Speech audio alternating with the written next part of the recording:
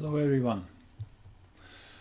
It's March the 31st, 2022, and we have just finished the first 3 months of this year. You can't believe how fast that went. I think you would agree on that. It's unbelievable. Time really seems to have sped up, at least our perception of it.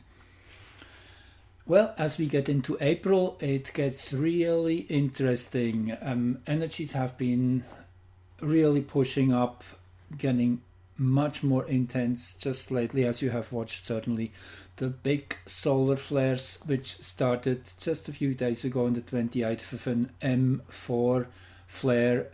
Yesterday there was an X1.38 flare and today an M9.6.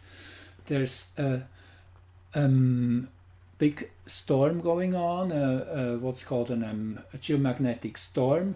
Earth's atmosphere has been rattled by the solar wind, which has been pushed off from the sun with these big flares.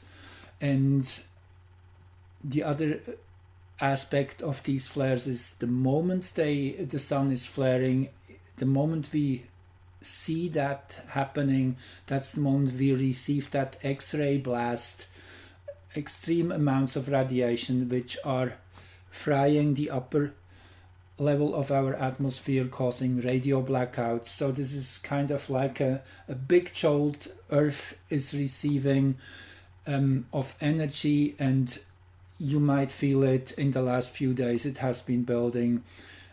There's nervousness, an agitation you feel inside your body. That's kind of the way it's most experienced. Everybody naturally is reacting a little differently to that, but basically at a very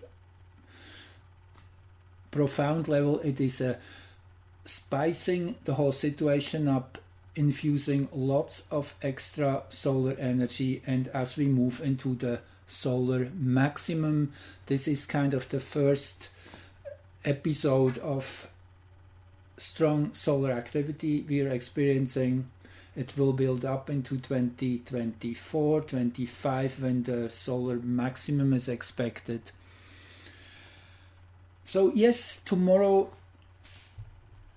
we have a new moon, April the 1st, and yes, it's unusually powerful energy for approaching a new moon with all these flares.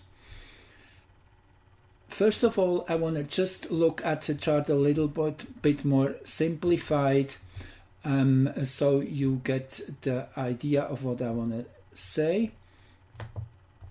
This is, if we take out the extra ring on the outer side, and you see all the planets are basically here on one side right now, centering around 13 degrees Aries, where the sun will be in a couple days, very close to the degree where the new moon is happening. So this is kind of the theme, what everything is, all the energies are meeting, one could say. So in this new moon, it's the 12th house, and we get back to that. And the frame here is Pluto and the black moon, which is the collective shadow point. I also want to say, before we go deeper into the astrology, that in the Mayan calendar we are at a very interesting point. Actually, March 27th was day 13 Lammat, and the 28th was the beginning of the last 52-day period in the calendar, which you read from top to bottom, one column at a time. So this is a 260-day template, which started on September the 1st, 2021, in this present round. We have gone through 4 of 5 segments, which are called the castles.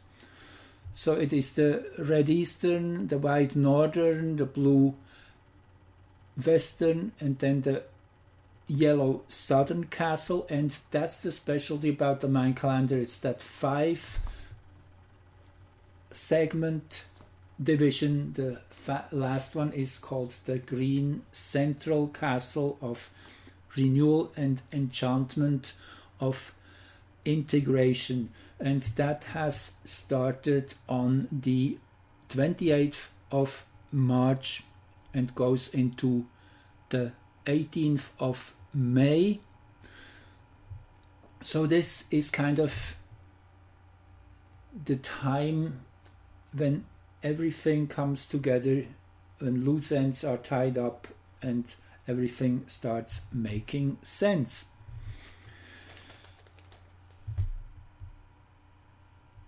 So let's get started here with the astrology first. So yes, we have that 12th house theme, and it's actually something which already was very much in the same framework as we had in the last full moon. What I mean is that planets were pretty much in the same positions. This is the last full moon of March the 18th. See also everything here in the 12th house, 11th, 12th house, and Pluto here in the 10th, the black moon in the 3rd. So what does that mean? First of all, yes, it meant that it's kind of things are still happening in the hidden. That's what the 12th house is. It's a getting ready phase. It's like you're pulling the string of the arrow, getting ready to shoot, and the shooting probably will get into full force in that sense. The release of all that information, the release of all what's getting ready in the background, we can expect around full moon, the upcoming full moon, and you see immediately where it is going. That is the actually that is the full moon. Okay, let me get that right. This is the full moon I want to show you, and I have also prepared here a more simplified chart of that event to show you. That is the upcoming full moon of the 16th of April, and you see here we have the sun at the 7th house cusp together with Aries and Pallas, and the moon is kind of here the balancing principle. The moon always stands for the people in a collective chart like this. So the people will be receiving all that information and start off a whole new movement, you could say. A whole new dynamics will come in after the 16th, and we are building up to that right now and have already since March 18th pretty much. So this coming new moon tomorrow at 11:30 Aries, you're very closely conjunct Mercury and Chiron. And that 11 degrees 30, I mentioned that several times. This is a supercharged degree. That's where heliocentrically Chiron and Pallas had their conjunction on February 15th. And as seen from Earth on March the 16th, those same two minor planets, Chiron and Pallas, had their conjunction as seen from Earth. So the new moon happening in this degree is definitely bringing that theme into the forefront. Chiron is the one which wants us to see what needs to be improved upon at the very basic level. Something, it throws us difficult situations, but they are only difficult because they have become so, because we missed doing the right thing. It's kind of telling us first you have to solve this problem before you can move on to the next level. And Pallas, which here in that new moon chart is here at 17 degrees by now, conjunct the equatorial ascendant, means it's a theme which is worldwide active, and Pallas is about recognition of patterns. So it is really coming to terms with all which we have been misled, which has gone wrong, which has caused problems, and it's already clearly showing itself. If you have watched the news, you will know quite a few of these things. Even CNN is now reporting on the laptop from hell, for example, the one from Hunter Biden. In the UK, it's now on public record that over 90% of those who die from the illness are triple vaccinated, over 90%. It's really hits home now. All which we have been misinformed about is coming into the open, into the public arena. On another level, in the Eastern European area of the Ukraine, footage comes out of people who tell us they have been liberated, as the intention was of that action, to denazify and to take out all these dark forces which have been persisting in the Ukraine, in that area. If you do your research, a very good documentary I can recommend is Oliver Stone's Ukraine on Fire, which was produced in 2015, 2016, released, I guess. So that really shows the background of what's going on right now in that area of the world. Also, the second batch of the Pfizer data, which was by court order released, they wanted to keep it hidden for 75 years. Now they have to release every month, I guess 10,000 pages or so. The first shocking revelation was a month ago. Now this will be the second one by the end of this month, actually due today. And also footage from Dr. Yuval Harari has been surfacing more and more now of his talks on the World Economic Forum in 2020. If you are interested to learn more of what their agenda is about hacking human beings. Pretty dark stuff, but that's all related in this energy which we are talking about, that Chiron Pallas energy, bringing to light all these dark secrets. It will be a harsh, a rude awakening for many. However, we are still in the beginning phase of this. It's still building quietly, and as we go through the month. Now, I will show you a few more charts here. So on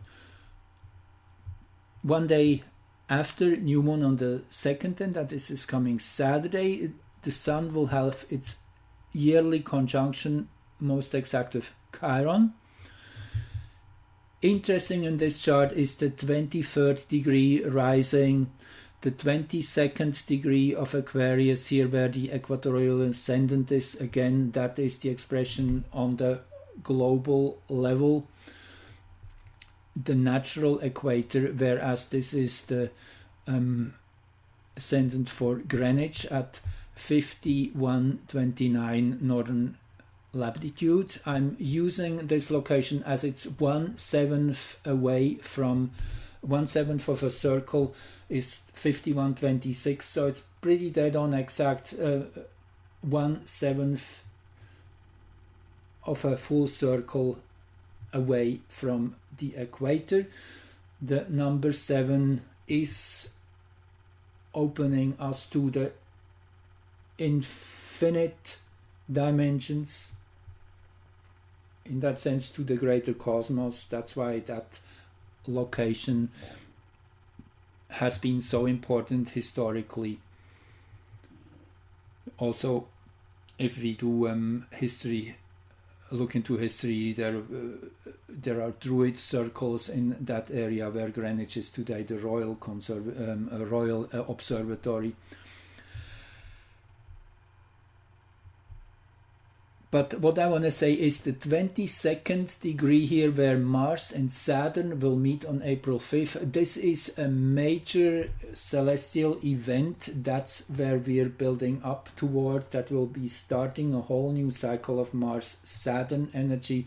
And it's in this area of the zodiac, which is ruled by hexagram 49, which is called revolution, which is when things change. It's when the idea of the Chinese hexagram is, it's the change of seasons where the spots on the tiger are either appearing or disappearing. So it's that phase where reality is shifting. Mars and Saturn here. Mars is the male active force. Saturn is control and structure. When Mars and Saturn come together, this can be a militaristic energy of command and control, but it's also bend or break. So this energy is building. The moon here at 22 degrees Aries is tying into this structure. Jupiter at 21:33 here in Pisces, also in that structure. So there's the lunar node at 23. So all these planets are kind of together starting to build a theme. And if we see here now the head of this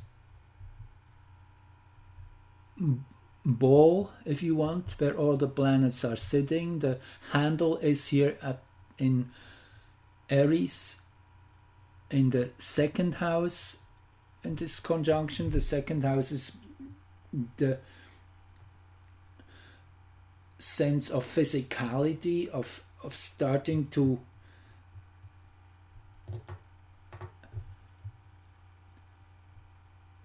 really be touched by that energy of all these planets. It's becoming real in a way, and then that links into the ascendant in Taurus here of these two last lunations, the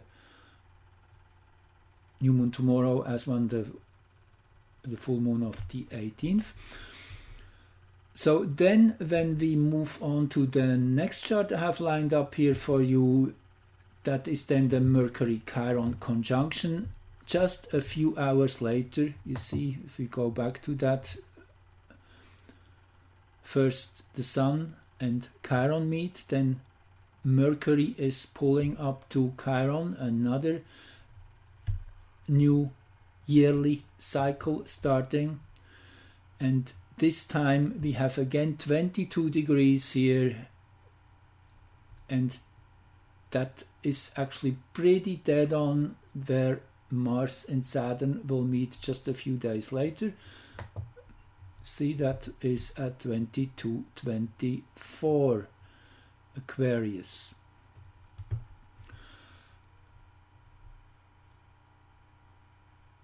So I leave it at this, and we'll make another recording on the Mars-Saturn conjunction. So just not to make them too long. So thanks for watching, and yes, fasten your seatbelt. It gets really interesting, but it will slowly build up. The first 2 weeks are still kind of low-key. The next big event after the Mars-Saturn conjunction will naturally be the Jupiter-Neptune conjunction 1 week later on the 12th. So in my next recording I will talk of those two, and then heading towards the final days of the month we will have a total solar eclipse on the last day of April. So it gets really interesting. Thanks again for joining. Okay, see you soon.